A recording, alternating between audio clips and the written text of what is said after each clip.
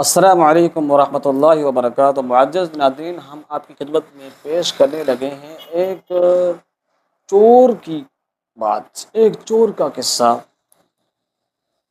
اور چور بھی یقیناً چوری کرنا جو ہے ہر مذہب کے اندر یہ کبھی عمل ہے، یعنی ایک ایسا عمل ہے جو برا مانا جاتا ہے، جس کو بری نظر سے دیکھا جاتا ہے۔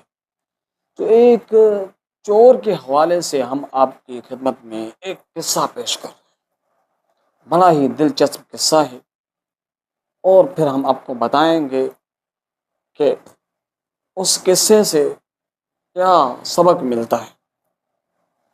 آئیے، ایک شخص کو جناب عیسیٰ علیہ السلام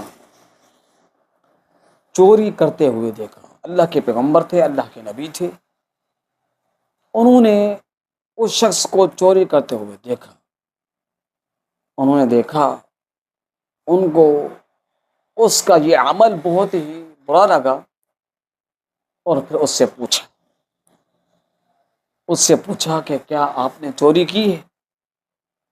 اس نے کہا کہ اللہ کی قسم، میں نے چوری نہیں کی، میں چور نہیں ہوں۔ عیسیٰ علیہ السلام نے اسے چھوڑ دیا۔ یعنی ایک چور کو جو کہ اپنے آنکھوں سے دیکھ رہا ہے، چوری کر رہا ہے، اور اس چوری کرتے ہوئے چور کو چھوڑ دیا۔ نبی تھے، انبیاء تھے۔ عزیز ساتھی، اس واقعے سے ہمیں جو بات ملتی ہے، ہمیں سبق ملتا ہے، وہ ہم آپ کی خدمت میں پیش کرنے لگے ہیں۔ اس واقعے سے ہم کو جو سبق ملتے ہیں وہ یہ ہیں کہ عیسیٰ علیہ السلام نے جب چور نے چوری کرتے ہوئے ان کو دیکھا، عیسیٰ علیہ السلام نے، انہوں نے اللہ تعالیٰ کی قسم کھائی، اور اس قسم کی تائید کرتے ہوئے اپنی چوری کا انکار کیا۔ عیسیٰ علیہ السلام انبیاء تھے، نبی تھے، انہوں نے اس قسم پر بھروسہ اور یقین کرتے ہوئے اپنی آنکھوں کے دیکھے ہوئے کو جھٹلا دیا، اپنی آنکھوں کے دیکھے ہوئے کو جھٹلا دیا۔ کس وجہ سے؟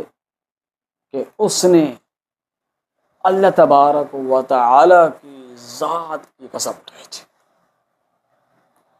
اللہ تعالی وہی کافی اور وہی شافی۔ انہوں نے اللہ تعالی کی ذات کی قسم اٹھائی، اور تاکید کے ساتھ، انکار کے ساتھ، تاکید کے لیے قسم اٹھا کر اللہ تعالی کو بیچ میں گواہ بنایا۔ اور عیسیٰ علیہ السلام نے اپنی آنکھوں کو صرف اللہ تعالیٰ کی ذات کی قسم جب اٹھائی گئی اس کے لیے جھٹلا دیا کہ میری آنکھیں جھوٹ ہو سکتی ہیں، لہذا یہ بات ان کی قسم کی سن کر ان کو چھوڑ دیا۔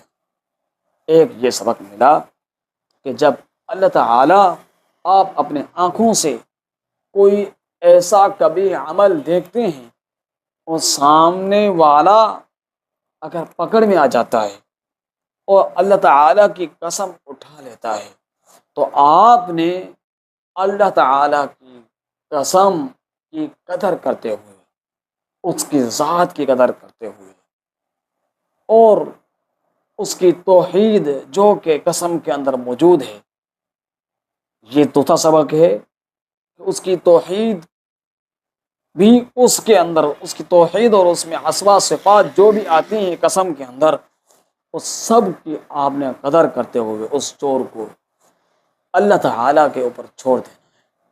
وہ جانے اس کا معاملہ اللہ تعالیٰ کے سپرد ہے، اللہ تعالیٰ ہی اس کے ساتھ حساب کرے گا۔